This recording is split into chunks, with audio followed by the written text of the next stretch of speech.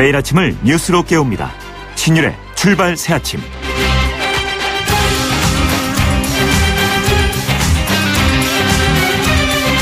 우리나라에서 가장 기다릴 줄 아는 정치인을 꼽으라면 대부분 손학규 전 대표를 꼽습니다. 바로 그 손학규 전 대표가 움직이기 시작했습니다. 어제 손학규 전 대표는 5.18을 맞아 찾은 광주에서 이른바 정치권의 새 판을 짜야 한다고 역설했습니다. 그런데 손학규 전 대표의 이런 발언이 심상치 않게 들리는 이유는 지금 새누리당의 분열 상황, 그리고 정의와 국회의장 역시 새로운 정치 세력화를 모색하고 있다라는 얘기가 나오는 시점이어서 상당히 의미심장하게 들릴 수밖에 없습니다.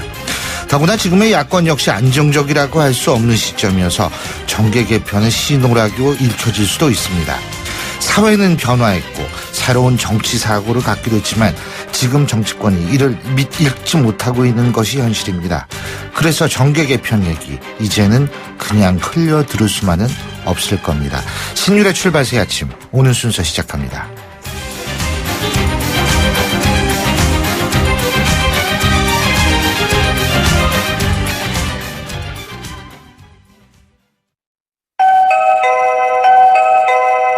늘 반가운 소리로 우리를 맞이하는 코맥스. 이젠 코맥스 홈 IoT로 언제 어디서나 편리하고 안전한 우리 집을 만날 수 있습니다. 삶의 가치와 행복을 만드는 기업 코맥스. 히든텍에서 택필드를 만들었네. 아주 응원해요. 못난 놈, 객필드에서 히든텍을 만든 거지. 히든텍 입는 순간 허리가 바운스. 허리가 늘어나? 나도 히든텍 한번 부탁해요. 지금까지 기막되었습니다. 숨쉬는 바지 히든텍. 예, 지금까지 들어온 뉴스 정리해 보겠습니다. 백병규 시사평론가 스튜디오에 모셨습니다. 어서 오십시오. 안녕하십니까. 예.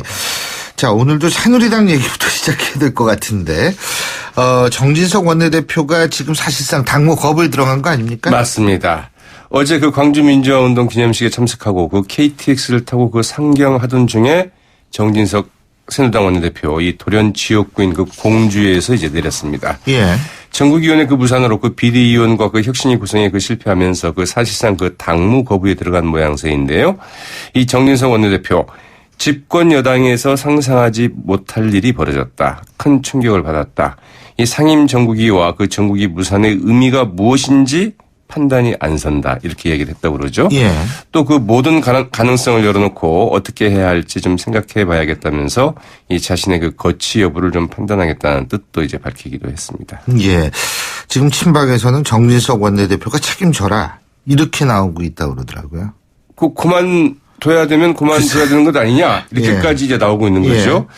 네, 그 당내 역학 관계는 물론이고 그 청와대의 그 관계 등 여러 가지가 좀 복합적으로 좀 작용하고 있는 게 아닌가 싶은데요. 어제 이제 그 광주민주화운동 기념식에 참석하기 위해서 광주로 내려갈 때 이 KTX에서 그 정진석 원내대표 이 현기환 청와대 그 정무수석과 바로 그 앞뒤 자리에 앉지 않았습니까? 예. 그러나 그 가는 내내 2시간 내내 단 한마디도 나누지 않았을 뿐만이 아니라 인사도 안 했대요. 인사조차 하지 않았다고 예. 합니다. 이게 정말 이제 오늘 그 신문들 다 사진으로 이제 그것들을 보여주고 있는데요. 예. 자, 이래가지고 이제 어떻게 되는가 싶은데요. 그러나 이제 일단 그 친박의 그 전국위원회 무산이라는 그 실력 행사에 이 정진석 원내대표 일단 당무 거부라는 이 배수진을 이제 치고 맞선 모양새인데 그러나 그 달리 뾰족한 이 해법이 보이지 않는다는 점에서 이 정진석 원내대표의 그 다음 거취 좀 주목되고 있습니다. 간단하죠. 밀어붙이느냐 아니면 친박계 얘기를 그렇죠. 듣고 물러서느냐 하는 건데.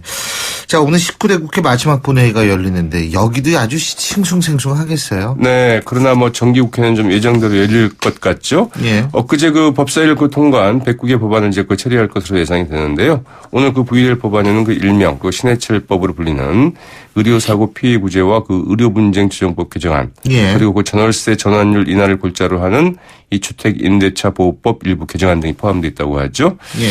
그러나 이제 그 20대 원구성 협상 6월 중순까지는 마치겠다. 여야 이렇게 좀 합의를 한 바 있는데요. 이 새누리당 그 지도부 그 공백 사태가 그 길어질 경우에 이 표류할 가능성이 좀 크다고 봐야 되겠죠. 예. 자, 그리고 제가 앞서도 말씀드렸지만 손학규 전 대표 정계 복귀 국기를 시사하는 발언뿐만이 아니고 한번 판을 흔들어야 한다라는 얘기를 한 거 아닙니까? 자, 새 판을 짜야 된다 이렇게 얘기를 했죠. 예. 네, 그 광주민주화운동 그 기념식에 그 참석한 손학규 전 더불어민주당 그 상임고문 이 새 판을 시작하겠다면서 뭐 사실상 그 정계 복귀를 이제 그 전격 선언을 했는데요. 어제 그 광주에서 그 자신의 그 싱크탱크인 그 동아시아 미래주당 그 관계자 등 그 지지자 그 300여 명과 점심을 함께한 자리에서 우리는 그 4.13 총선 결과를 깊이 새기고 그 국민의 분노와 그 좌절을 제대로 안아 새 판을 짜는데 앞장서 나갈 것을 다짐하고자 한다. 이렇게 밝혔다고 하죠.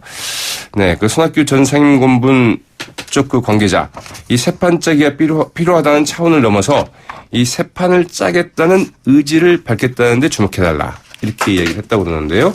자, 이 새 판 짜기 어떻게 전개될지 좀 지켜야 될 것 같습니다.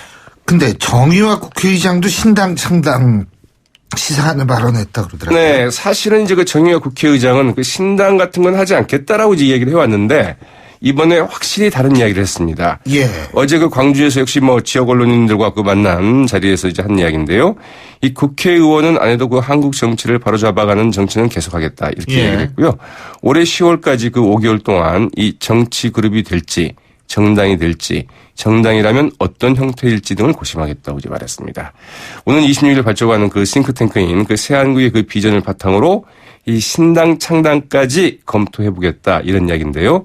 이는 그 정의화 의장이 불과 한 20일 전에 한 말과는 완전히 다른 모습이어서 새누리당의 그 현재 상황과도 그 굉장히 그 밀접하게 관계가 돼 있다 이렇게 봐야 되겠죠.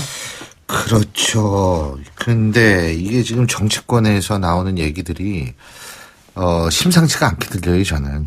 지금 이게 언젠가는 한번 사실 질서가 바뀌어야 될 때가 되지 않았나라는 생각, 뭐 그런 얘기도. 네, 많은 분들이 그리고 꼭 이런 부분들에 대해서 이제는 좀 바뀔 때도 됐다. 그래서 좀, 해쳐 모여 하는 것도 괜찮겠다. 이제 이렇게 말을 하시는 분들 꽤 많이 있죠. 얄타 체제도 무너졌는데, 지금. 예. 예. 자, 그리고 안철수 국민의당 상임대표, 새누리당과의 연정 문제에 대해서 입장을 얘기했다고 그러죠. 네, 그동안 계속 나왔던 그 새누리당과의 그 연정론과 관련해서 예. 안철수 국민의당 그 상임 공동대표, 어제 역시 그 광주 지역 언론사 그 대표들과의 그 초청 간담회에서 이 새누리당과의 그 연정은 없다고 이제 그 분명히 선을 그었습니다. 예. 새누리당 그 후보로 나설 가능성이 없느냐 이런 질의에 대해서도 이 새누리당보다는 더불어민주당에서 그 나오는 이야기 같다 이렇게 일축을 했는데요. 예. 이 다음 대선에서 그 야권 단일화로 그 1대1 구도를 만들지 않으면 예. 야권의 그 승산이 없을 것이라는 관측에 대해서도 꼭 그렇게 생각하지는 않는다. 이 새누리당이 그 40% 그 콘크리트 지지율을 깨지 않으면 정권 교체가 힘들고 이 국민의당만이 외연 확장을 통해서 콘크리트 지지를 이제 깰 수 있다. 예. 이렇게 말하기도 했다고 그러죠. 예. 네. 그리고 이제 그 안철수 대표. 예. 새누리당이 그 내용 사태를 염두에 둔 듯 이 새누리당에서 합리적 보수주의 성향의 인사가 온다면 받겠다. 이런 말도 했다고 합니다. 예. 오늘 말씀 여기까지 듣죠. 고맙습니다. 네. 고맙습니다. 예. 지금까지 백병규 시사평론가였습니다.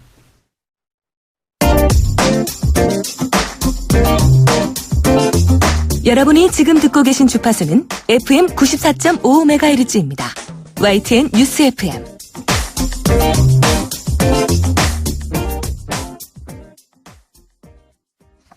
비대위와 혁신위 출범이 모두 무산되면서 새누리당 그야말로 극심한 내용에 빠졌습니다.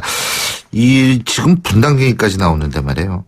자, 그래서 새누리당 중진 의원이시죠. 정병국 의원 전화 연결해서 자세한 입장 들어보겠습니다. 안녕하십니까? 예, 안녕하세요. 정병국입니다. 예. 삼각 다른 사람은 나가라 그러네요. 예? 예. 어떻게 보십니까? 참으로 오만한 얘기고요. 예. 이 새누리당의 주인이 누군가를 잘 생각을 해야 되고요. 그 위임받은 사람들이 함부로 그런 얘기를 하면은 안 되고. 예. 그렇기 때문에 그게 청산의 대상이 되는 겁니다. 예. 혁신의 대상이 되는 거고요. 예. 예, 이 새누리당은 몇몇 사람만의 정당이 아니고. 예. 유권 역사를 가진 정당이고, 지금 천막당사의 정신으로 되돌아가야 된다 하는 예. 얘기들을 쉽게 하는데, 예. 그렇게 얘기하시는 분들, 그 천막당사 칠 때, 예. 어떠한 위치에서 어떠한 소리들을 했는가, 예. 한번 되돌아봐야 된다고 생각을 해요. 예, 그렇죠. 예, 근데요.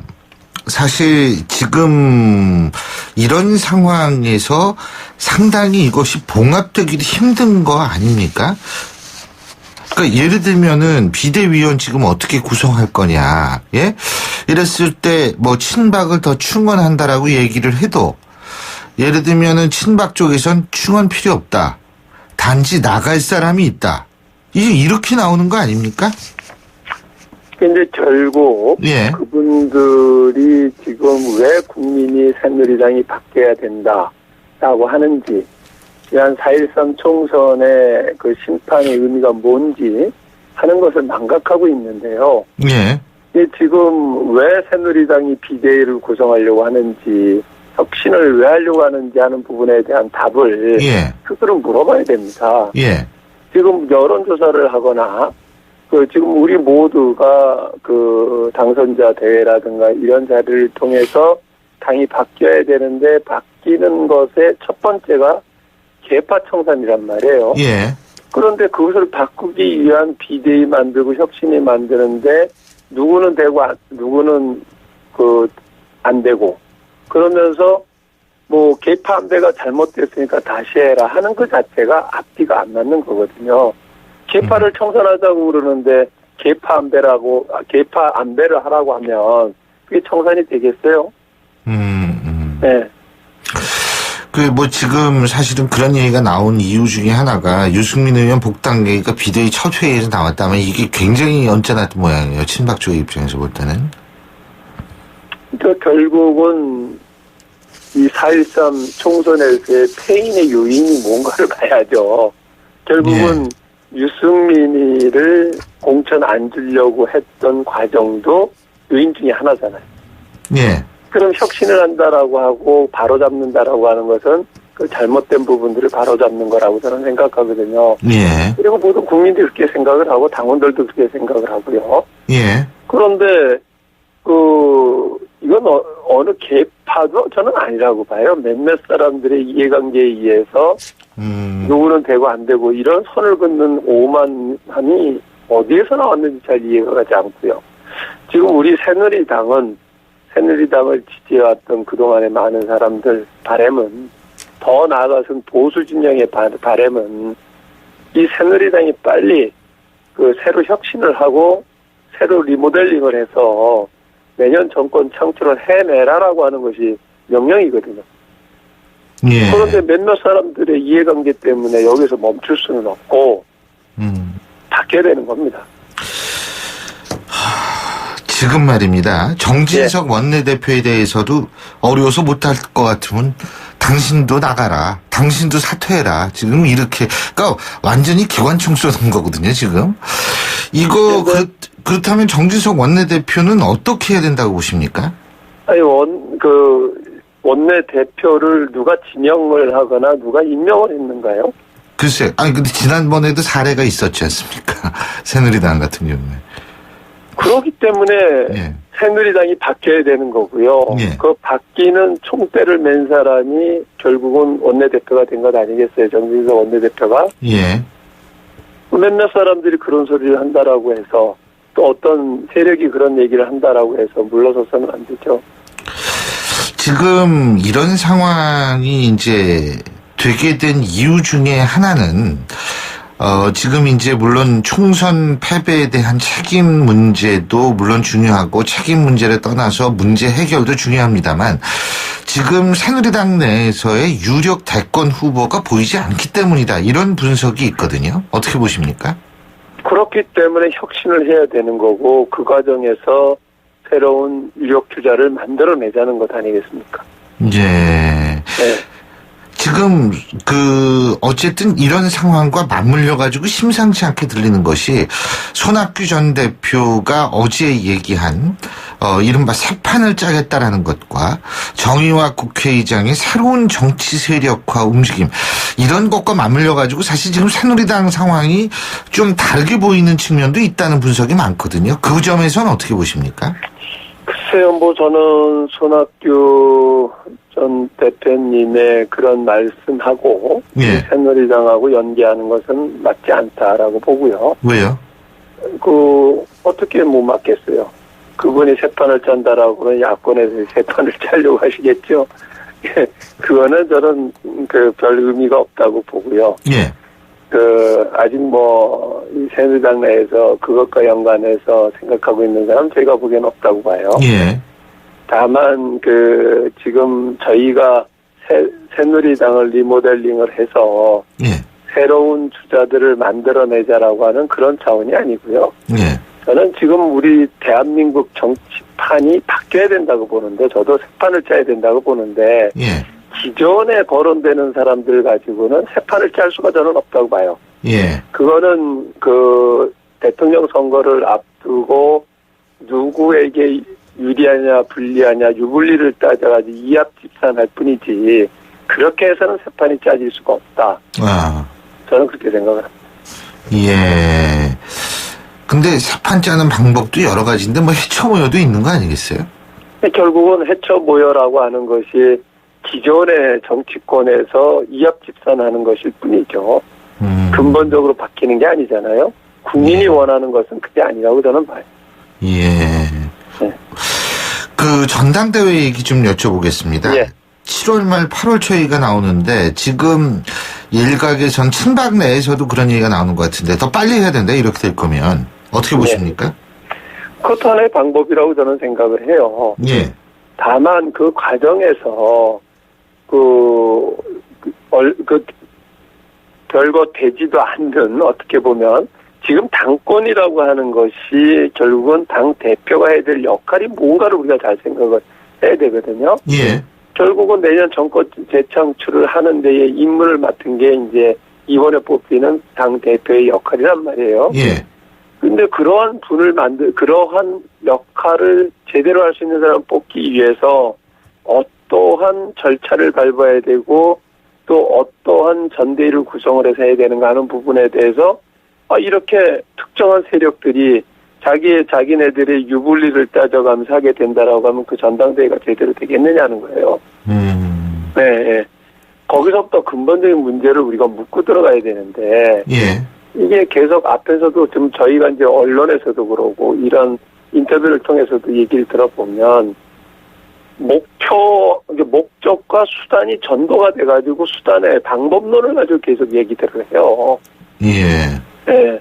근데 지금 전당대회 하는 것은 결국은 우리가 혁신을 하기 위한 과정인데 그게 전부있냐 얘기를 하고, 당대표를 뽑는 것도 어떻게 혁신을 해서 정권 재창출을 해낼 거냐 하는 부분인데, 그게 이제 그것을 싹 없어지고 하게 되니까 어떤 이해관계만을 가지고 개파 간에 그런 알력이 야기가 된다고 저는 봅니다.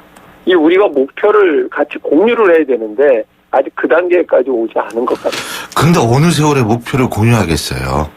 저는 며칠 전에 있었던 전국 상임위원회 예, 무산이라든지 예. 전국위원회의 무산 같은 것이 오히려 이게 터질 게 터졌다 이렇게 생각을 하고요.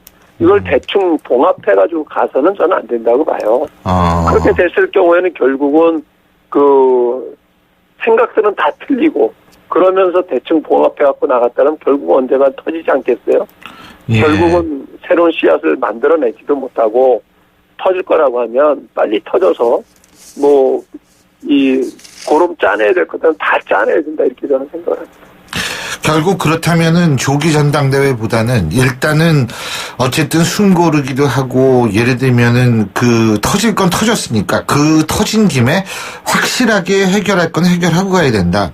예, 저는 그렇게 보고요. 예. 그러기 위해서 좀 총의를 모아야 되거든요. 예. 그래서 지금 우리 정진석 원내대표는 원내대표이기 때문에 당선자 회의에서 예. 뽑혔지만 이제 비대위를 구성한다거나 혁신위를 구성한다거나 하는 부분들은 더 많은 사람들의 의견을 모아야 되는데, 지난번에 낙선한 사람들까지도 모아서, 그러니까 당협위원장들까지 모아서 한번 총체적인 의견을 물어야 될 필요성이 있다라고 생각을 합니다. 그렇군요. 예. 이건 좀 다른 얘기인데, 남원정 조기 등판론 얘기가 많이 나오거든요. 근데 예. 정인이 뭐 언제 그 정치권에 사라진 적이 없었고요. 늘 예. 자기 위치에서 자기 역할들을 해왔어요. 예. 그러나 조기 등판 이런 것보다는 예. 이제 상황이 이렇게 되고 예. 하니까 역할을 더 많이 해달라 하는 요구이죠. 예. 근데 저희들이 거기에서 뭐 그 기피하거나 그 나몰라라 할 수는 없는 거죠. 저희들에게도 일말에 많은 책임감을 느끼고 있고요. 예. 그렇기 때문에 저희들이 해야 될 역할이 있다라면 최선을 다해서 모든 걸 다 할 겁니다. 정명국 의원께서도 당권 도전 얘기가 많이 나오던데. 저는 그렇게 생각을 해요. 예. 앞에서도 말씀드렸다시피 제가 당대표가 되고 안 되고는 중요하지가 않아요. 예. 근데 새누리당이 왜 이 지경이 됐는가? 예. 이러한 새누리당 가지고 정권 재창출이 가능한가? 그렇다라고 하면은 가능하지 않다라고 하면 새누리당 어떻게 바꿀 것인가 예. 하는 부분에서 내가 어떤 역할을 할 수가 있는가 하는 부분에 대해서 자문을 하고 있고 많은 분들의 의견을 좀 듣고 있는 상황입니다. 근데 어쨌든 이게 뭐 기회가 되면은 그래도 나가실 수 있는 거 아니겠어요? 그렇습니다. 거기에서 그런 자문을 하는 중에 네. 제가 해야 될 역할이라고 하면 당연히 깊이 해서는 안 된다고 보죠. 그렇군요. 네. 알겠습니다. 그리고 좀 아까 제가 정의화 국회의장 얘기 예. 잠깐 여쭤봤거든요. 예. 근데 이 정의화 의장이 주도한 싱크탱크 여기에도 지금 우리 정병국 의원께서도 참 멤버로 참여하시죠? 그죠? 예, 그렇습니다. 근데 이게 또 다른 정치 세력화라는 얘기가 나오는데 그 부분은 어떻게 생각하십니까? 처음에 정의화 의장님께서 이 연구소를 만든다고 하셨던 것은요. 예. 저희들이 가지고 있는 노하우 경험, 그러니까 집권을 해봤던 분들도 있었고, 그 정부에서 일을 했던 분들도 있고, 또 국회에서 의장 하셨던 분, 예. 뭐 저도 뭐 정부에서 일을 해봤고, 예. 이런 많은 분들의 이 노하우가 사장되는 측면들이 있다. 이런 경험을 우리가 모아서 예. 지금까지 보면은 정권을 창출하기 위해서 준비들은 많이 하는데 정권을 창출한 뒤에 무엇을 할지에 대해서는 연구하는 그릇이 별로 없다. 그래서 한번 이런 노하우를 함께 축적을 해서 새롭게 정권 창출이 됐을 경우에 그 뒤에 대한민국 국가를 어떻게 이끌어갈 것인가 하는 부분에 대해서 우리가 합당한 사람이 있다면 그 사람들을 넘겨주자는 거죠. 예. 그런 차원에서 만들었던 거고요. 그게 마땅한 세력이 없다라고 하면 뭐 그게 일종의 세력화가 된다라고 하면 세력화도 될 수 있겠죠. 그러나 지금은 그런 전제로 해서 만든 게 아니고 지금 제가 말씀드린 대로 그 어떤 정권이 창출되었을 때 국가를 어떻게 운영할 것인가 하는 방향을 제시해 줄 수 있는 이러한 싱크탱크가 되자는 겁니다. 예. 아니, 근데 뭐 마땅한 정치 세력화가 없이, 그러니까 마땅한 어떤 대안이 없다라고 얘기를 한다면 정치 세력화의 가능성도 배제할 수 없다라는 말씀이시네요. 그죠? 그거는 뭐 최종적인 단계고요. 예. 우선 지금 하고자 하는 것은 그 정권 창출이 된 뒤에 그 국가 운영에 도움이 될 수 있는 일을 하자는 거예요. 예. 네. 예, 잘 알겠습니다. 오늘 말씀 여기까지 듣겠습니다. 고맙습니다. 감사합니다. 예, 지금까지 새누리당 정병국 의원이었고요. 신율의 출발 새 아침 1부 순서 여기서 줄입니다. 잠시 뒤 2부에서 뵙겠습니다. 록록록록록 비드 면역은 높아도 안 돼요. 안 돼요. 면역은 낮아도 안 돼요. 안 돼요. 녹용 추출 성분 록비 록록록록록 비드. 본 제품은 건강기능식품 광고입니다. 안녕하세요, 마마무입니다. 진학과 시험이 고민이신 분들을 마마무가 응원합니다. 내가 폴리텍 나의 꿈은 폴리텍 세상을 바꿔가는 모든 기술 폴리텍 대학 함께 가요. 누구나 원하는 최고의 인재 여기 아름다운 그대가 있어요. 내 곁에 폴리텍 난 그대만의 폴리텍. 이 캠페인은 고용노동부와 한국폴리텍대학이 함께합니다. YTN 라디오 캠페인 환자에겐 편안하고 안전한 간호를 제공하고 환자와 가족에겐 사회적, 경제적 부담을 줄여줄 간호간병 통합 서비스에 간호사 여러분의 참여를 기다립니다. 대한간호협회가 보건복지부의 위탁을 받아 대한중소병원협회와 함께 운영하고 있는 간호인력취업교육센터에서 간호사 여러분의 경력 단절로 인한 어려움과 재취업 문제를 해결해드리고 있습니다. 간호사 여러분, 내일을 잡으십시오. 자세한 내용은 1522-1755, 1522-1755번으로 문의하시기 바랍니다. 소통의 아침을 여는 공정한 목소리. 신율의 출발 새 아침. 신율의 출발 새 아침 2부 순서, 먼저 광고부터 듣겠습니다. 페이스 도루코 면도기 도루코 페이스 면도기 페이스 안전하고 부드러운 대한민국 면도기 안전하고 부드러운 면도 그 이상을 경험하세요. The Shaving Innovator Dorco Pace.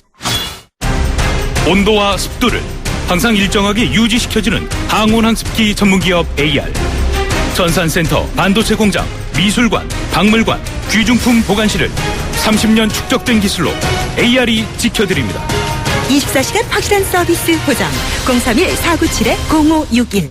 사장님, 성악가 김동규 씨네 집 바닥재 좋던데 우리 집도 똑같은 걸로 해줘요. 아, 요즘 떠오르는 바닥재 스타 강마루. 스타일 좋고 습기 열 긁힘에 강하니까 오래 사용하려면 그래서 스타 강마루로 하는구나. 성악가 김동규입니다. 강마루 스타는 스타 강마루. 스타 강마루. 연일 계속되는 황사로 기분까지 답답한 경우가 발생하고 있습니다. 솔의 눈을 항상 준비하시기 바랍니다. 시원한 솔싹 추출물이 입안에 솔솔 솔바람을 불게 합니다. 이상 머리까지 시원해지는 느낌 솔의 눈이었습니다. 솔의 눈. 바다가 보이는 집, 집에 대한 로망이 아닐까? 인천대교와 바다 조망을 누리는 남다른 생활, 남다른 가치. 클래스가 다른 프리미엄 오션 클래스 센토피아 송도 더샵. 5월 20일 주택홍보관 오픈. 조합원 가입 문의 032-723-9609. 시공예정사 포스코건설. 요즘 비행기표 어디서 하오? 트래블 하우. 최저가 비교는 하오? 트래블 하우. 가격 비교에서 결제까지 한 번에 항공권 어플 트래블 하우. 얼마나 쉬운지 나 김영옥도 하오. 안 깔고 뭐 하오? 트래블 하우. 크리네어 테크. 크리네어 테크 집중기. 주물 작업, 연마 작업, 페인트 작업. 분진가스 냄새 연기 작업장 분진. 이 세상에 못 없애는 분진이 어딨어. 크리네어 테크 집중기가 다 잡아줍니다. 예! 크리네어 테크. 크리네어 테크 집중기. 메르세데스 벤츠 공식 딜러 KCC 오토 영등포 전시장 그랜드 오픈. 5월 초 강서 목동, 강북, 제주에 이어 이제 가까운 영등포에서도 메르세데스 벤츠를 만나보실 수 있습니다. 메르세데스 벤츠를 만나는 새로운 선택. 메르세데스 벤츠 공식 딜러 KCC 오토. 아, 중고차 저렇게 팔면 손해인데요. 내 차 어떻게 파는 게 잘 파는 거죠? 오토벨의 전화 한 통이죠. 국내 최대 중고차 경매 서비스에서 경쟁 들어갑니다. 오, 가격 점점 좋아지네요. 그대로 내 통장으로 슈. 역시 현대글로비스 오토벨이에요. 중고차 팔 때 오토벨로 콜. 1600-0080. 오토벨. 잇몸이요. 괜찮다가 피곤하면 또 들뜨고. 그래서 전 인사돌 플러스 시작했어요. 염증에 좋은 생약성분을 더해서 차이가 느껴지는 거죠. 너무 편해졌어요. 홍은희 씨도 잇몸이 좋아졌습니다. 붓고 시리고 피날 때 인사돌 플러스. 인사돌 플러스. 어쩜 이렇게 좋아지죠? 편안해진 잇몸의 차이를 느껴보세요. 5월 롯데하이마트 전국 동시 세일. 신제품 가격이 해피. 무이자 카드 혜택이 또 해피. 자전거 경품이 200대나 되니까 해피. 라미란도 스마트한 선택. 하이마트 5월 5일부터 29일까지. 경품은 행사기간 매장 방문 고객 중 응모자 대상. 자세한 사항은 매장 문의. 최근 한강 작가의 연작 소설이죠. 채식주의자가 세계 3대 문학상 가운데 하나인 맨 부커상을 수상을 했죠. 그런데 이 채식주의자 인기 지금 1분에 10권씩 팔린답니다. 거의 역대 최대의 기록이라고 하는데, 자, 이 부분에 대해서 여러 가지 생각을 좀 해보겠습니다. 한강 작가의 채식주의자를 영국에 소개한 것으로 알려진 분이죠. 이용구 문학 컬럼니스트 전화 연결합니다. 안녕하십니까? 네, 안녕하세요. 이구영입니다. 예. 자, 이게 지금 맨 부커상이라는 게 세계 3대 문학상 중에 하나죠. 그렇죠. 네. 예, 그렇게 불리고 있죠. 예. 네. 일단 이 의미부터 좀 정리해 주시죠. 네, 일단 그 맨 부커상은 노벨 문학상 수상 작가들 중에 이 상을 받은 작가들이 굉장히 많거든요. 네. 그래서 그만큼 권위가 있고요. 영연방 국가 이외에 전 세계 모든 국가의 작가들에게 주는 상인데요. 그러니까 영국에서 번역된 작품에 줍니다. 예, 그래서 저자와 역자에게 이제 같이 주는데요. 예. 그 권위가 세계적으로 널리 알려져 있기 때문에 아마 이 긍정적인 영향이 아주 클 겁니다. 긍정적인 영향이라는 게 우리 노벨 문학상도 한번 도전해 볼 수 있다. 예, 충분히 이 노벨 문학상 이미 최종 후보자 중에서는 노벨 문학상 수상 작가가 이미 포함되어 있었고요. 2차 경쟁 후보 중에서 오에겐자오라는 일본 작가도 있었고 그만큼 능력과 자질 모든 것을 겸비한 작가들이 이미 자웅을 거둔 그런 상황이기 때문에 충분히 노벨 문학상을 받을 수 있는 그런 단계에 이르렀다고 저는 봅니다. 예, 네. 그렇군요. 이 채식주의자가 어떤 작품입니까? 이 단편 세 작품이요, 연작으로 이제 구성이 되어 있는데, 세 작품이 모여서 하나의 장편 소설을 이렇게 형성하고 있어요. 그래서 각각 단편들이 개성을 지니고 있고, 그것이 또 하나로 뭉쳐지면서 더 큰 하나의 파워를 형성하고 있는데요. 그래서 아마 심사위원들도 그 부분을 좀 더 이렇게 개성 있게 이번에 본 것 같습니다. 예, 그렇군요. 근데 이용 대표께서도 당연히 읽어보시고 그러니까 소개를 하셨을 것 같은데요. 네. 근데 제가 사실 우리나라에서 지금 이 책이 1분에 10권이 팔린대요. 예? 이거 참 좋은 일인데요. 하지만 제가 씁쓸한 게 뭐냐면 사실은 평소에 우리 눈으로 이런 좋은 문학 작품을 사실은 스스로 발굴해내서 많은 국민들이 사실은 1분에 10권씩 상을 받지 않더라도 사는 분위기가 돼야 되는 거거든요. 안 그렇습니까? 그렇습니다. 근데 말씀하시죠. 그렇습니다. 예, 바로 제가 제가 갖고 있는 생각도 바로 그거거든요. 그러니까 물론 이제 이런 계기가 돼서 더 많은 작품들을 읽는 것도 좋지만은 그와 무관하게 평상시에 일상적으로 우리 문학을 좀 더 이렇게 가까이 일상적으로 이렇게 즐기는 그런 문화가 형성됐으면 하는 그런 바람이거든요. 그럴 때 더 좋은 역량 있는 작가들도 많이 나오고요. 좋은 작품들이 더 그런 바탕에서 많이 나오는 거거든요. 근데 사실 저는 이게 좀 더 씁쓸한 게 뭐냐면 상을 받았다. 그러니까 이게 책이 이렇게 나가는 거거든요. 사실은 제가 볼 때는 그 부분도 상당히 영향을 받거든요. 예? 그렇죠. 사실 어떻게 보면 우린 모든 게 1등 이 기준으로 모든 걸 판단하니까 그런 부분이 좀 굉장히 좀 씁쓸하다는 생각이 들어요. 네. 그래서 지금 이제 미국 같은 경우는 미국하고 영국에서 지금 이제 반응이 들어오고 있어요. 이 수상 이후에. 그래서 간단히 그냥 제가 말씀하세요. 드리면은요. 영국에서는 이제 수상자 발표 나던 날 저녁에 2,000부가 나갔다는 소식이 바로 들어왔고요. 미국에서도 올 초에 나왔거든요. 이 책이. 미국에서도 하드커버가 300부가 하룻밤에 그날 밤에 나갔다. 그래서 미국에서는 바로 그 다음 날 7,500부 4세, 그러니까 제세 들어갔고요. 영국에서도 2만 부를 더 찍었다는 아주 좋은 소식이에요. 그래서 현지 출판 관계자들은 정말 놀랍다 그러면서 굉장히 고무된 표정이고요. 그리고 또 오늘 새벽에 들어온 알려온 내용을 보면은 이제 영국 시내 여러 서점이 있지 않습니까? 근데 이제 서점 관계자들이 이제 출판사로 연락을 해서 우리가 가지고 있는 재고를 이미 다 팔았다. 이런 얘기. 또 너희가 갖고 있는 재고를 좀 다 보내줄 수 없느냐. 또 어떤 서점에서는 우리가 갖고 있는 재고를 반나절 만에 다 팔았는데 좀 급히 필요하다. 이런 이 주문들이 들어오고 있어서 굉장히 좀 놀라고 있는 상황입니다. 자, 그리고요. 사실 이 채식주의자가 맨 부커상 수상하는 이유는 당연히 훌륭한 소설이고 뛰어난 소설이기 때문이겠지만 또 하나는 이게 번역도 잘해야 되는 거 아닙니까? 그렇죠. 그죠? 예. 이 번역했던 분이 누구예요? 데보라 스미스라는 분이고요. 예. 이제 영국의 영국인이죠. 예. 그래서 한국학을 배웠고, 그리고 이제 한국어를 배운 지가 사실 10년 안쪽이거든요. 그러니까 사실 우리가 어느 한 언어를 뭐 수십 년 배워도 그것이 이렇게 좋은 문장, 좋은 번역을 하는 거하고는 사실 무관한 거예요. 그것을 이분이 확인해 준 것 같아요. 그러니까 한국어를 배운 기간은 짧지만 그에게서 나온 어떠한 그 번역의 질이라는 것은 정말 우리가 보통 상식으로 생각하지 못했던 그런 부분 아닌가 싶고요. 제 생각에는 번역은 제2의 창작이라고 그러잖아요. 그렇죠. 예. 그래서 제가 볼 때는 그분이 이 한국 이 문장을 한국 이 작가가 표현하고 있는 이 문장 이런 것을 잘 이해하고 또 그것을 그 나라 독자들이 잘 읽을 수 있는 아주 그 편한 문장으로 잘 흡수해서 잘 표현한 거 아닌가.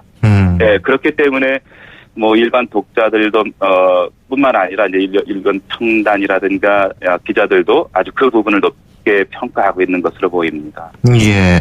근데 이분이 우리나라에 산 적이 있어요?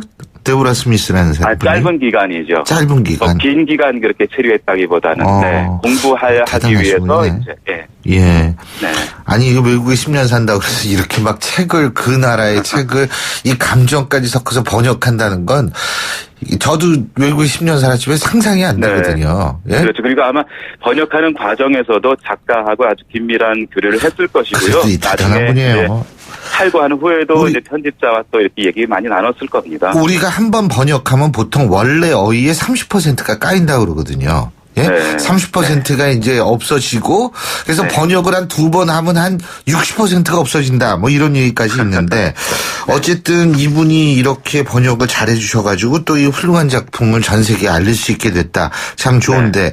근데 이 책이 2007년에 출간됐더라고요? 네, 맞습니다. 10년 전 얘기예요, 이게? 예? 2007년에 이제 제가 이 작품을 처음 만나고 그리고 작가를 만났죠. 이 책을 해외에 소개해보고 싶다. 그러고 그 후에 이제 영국의 판권이 팔리기까지 장장 7년이 걸렸습니다. 네, 그리고 이제 번역 과정을 거쳐서 이제 이번에 출간이 돼서 맨 부커상을 받기까지 이제 모두 소개 시점부터 보면은 9년이 걸린 셈이죠. 예. 네. 어쨌든 참 아주 장하고 훌륭한 일입니다. 근데 그 대신에 우리도 이제 문학에 대해서 좀 더 많은 범국민적인 좀 관심을 가져야 되는 것 아닌가 이런 생각이 듭니다. 예, 오늘 말씀 잘 들었습니다. 고맙습니다. 네, 고맙습니다. 예, 지금까지 이구영 문학 컬럼니스트였고요. 신율의 출발새 아침 2부 순서는 여기서 줄입니다. 전 뉴스 들으신 이후 8시 10분 3부에서 뵙겠습니다.